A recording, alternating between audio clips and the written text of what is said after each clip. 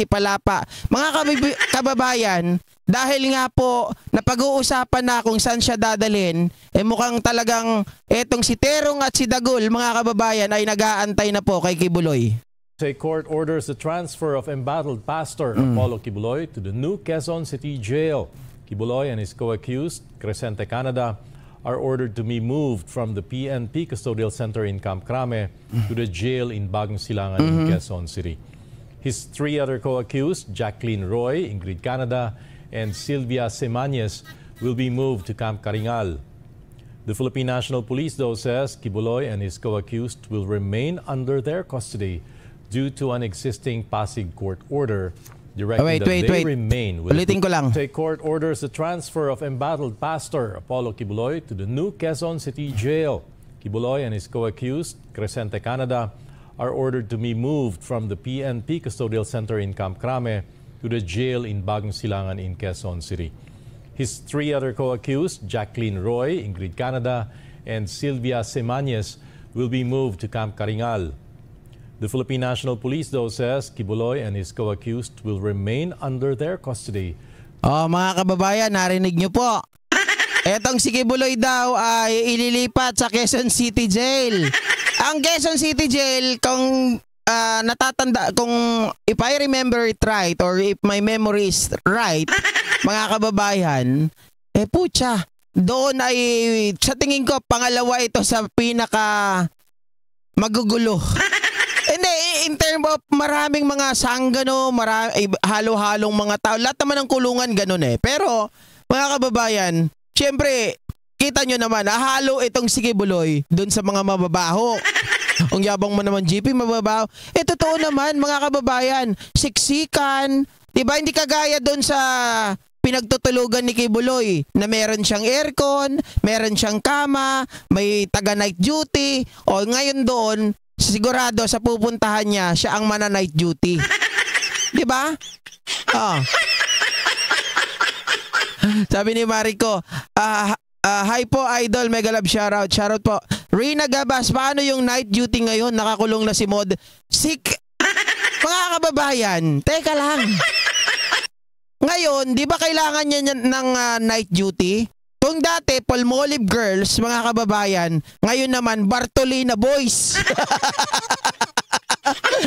Bartolina Boys na ang mag-night duty sa kanya. Paliliguan siya ng Palmolive, mga kababayan, sasabunin siya ng Palmolive. Kaya lang, hindi siya ang papasok. Siya ang papasukan. Diba? Sabi ni Mariko, 18, magpalmolive siya para kila Dagul at Peryong. Mga kababayan, siya po ang papalmoliban nitong si Peryong at ni Dagul. Edward Labega, GP, hindi din ata connection pa rin. Alin? Okay. Hindi, tayo naman mga kababayan, kung may connection siya doon, pero ang reality, 'di ba, pag Quezon City Jail, ang mga kasama mo diyan, hindi na wala nang VIP treatment. 'Di ba? Makakasama mo na diyan yung mga iba't ibang klaseng tao. So natural, mga kababayan, simple lang 'yan, motion science, 'di ba? Pumada boys. Lalo na malalaman nila kung alam naman siguro nila kung ano ang kaso ni Kibuloy. Pagkaso, matik kasi yan, alam nyo ba mga kababayan, ito na nga yung kinukwento ko dati, no? Nung kami nagwardya, ayoko, parang pulis atang trabaho. Bakit pinakausap sa akin si General Torre dati nung magugwardya ko? Pinapunta din para kumuha lang ako ng police clearance, pinapunta pa ako ng Quezon City Jail. Doon ako kumuha. Tapos, pinatanong sa akin yung mga, ewan ko ba kung ano pinagtatanong ko doon sa mga preso tungkol po dyan sa kanilang ritual. Ritual daw po ang tawag nila dyan Kaya lang di masyadong in-specify. Sabi nila, basta pag nalaman nila yung bagong pasok, ay may kaso po ng panggagahasa.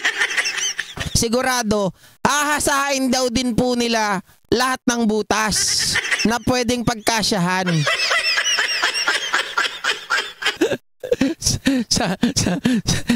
Sigurado mga ngaray ito, mga kababayan, hindi na uulit.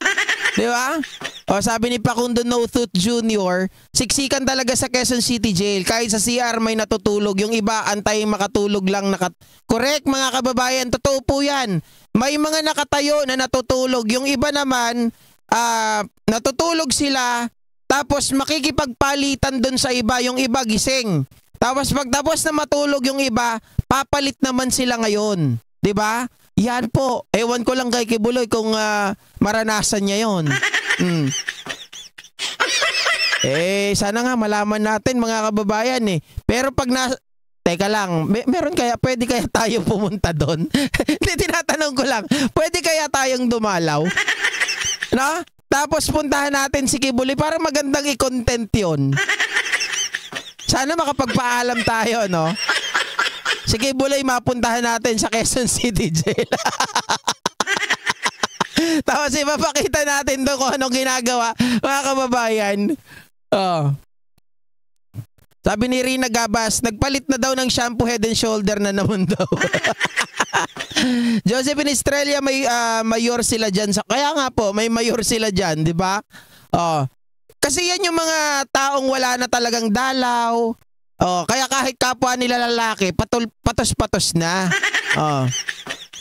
Teresita Tan, Kibuloy deserves where he is destined now. Gone were the happy days of Kibuloy.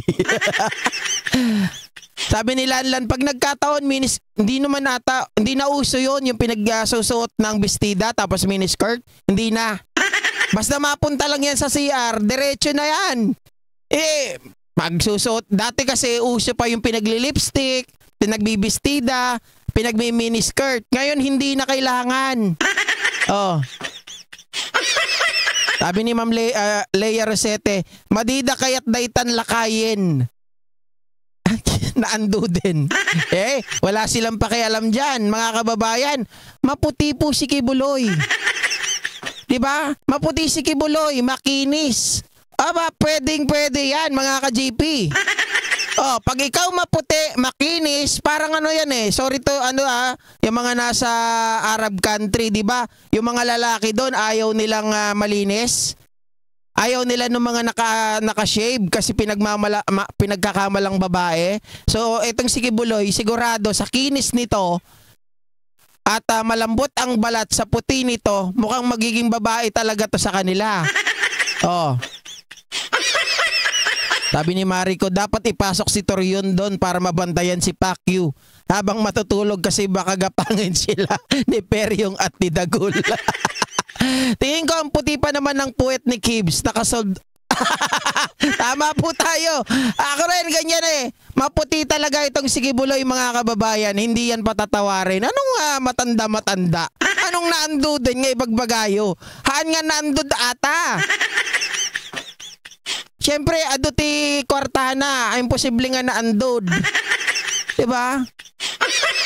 Pwede pa, pagtsagaan. Kailangan lang sabunin maigi wet packs ni Cubes.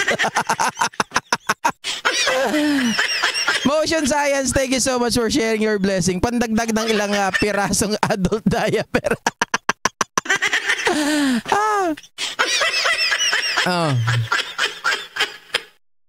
Saint Benedict Kibuloy, 5 to 11 inches is waiting and waving.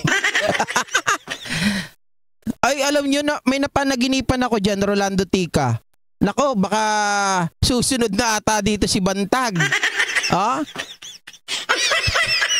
Talaga po, di ba? Sabi ni Monet, nautog unay uray lakayin.